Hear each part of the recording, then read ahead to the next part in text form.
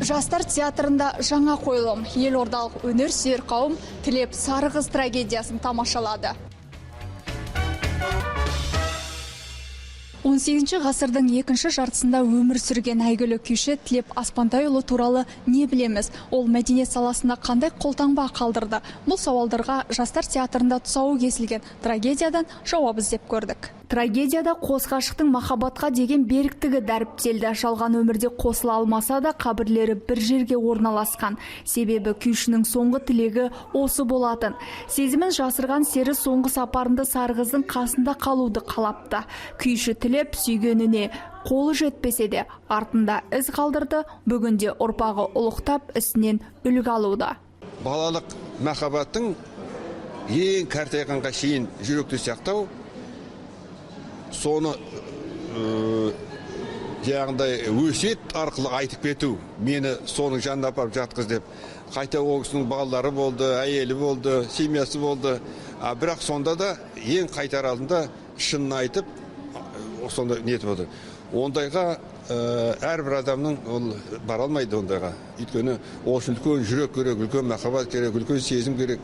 Әртістер 30 күнін дайындық алаңында өткізді. Әрбір сәтті әсерлі жеткізу үшін тынбай тер төкті. Кіршіксіз махаббаттың қасіретті кезеңін сомдау сахна саңлақтары үшін жауапты сәт. Өйткені қойылымның кульминациясы шарықтау шегіде осы тұста. Жұманазарлы сон жүрек деген драматург еді, бұрын білмейді екен. Енді спектакль болған соң осал жерде болады, кейде әттеген айда болады.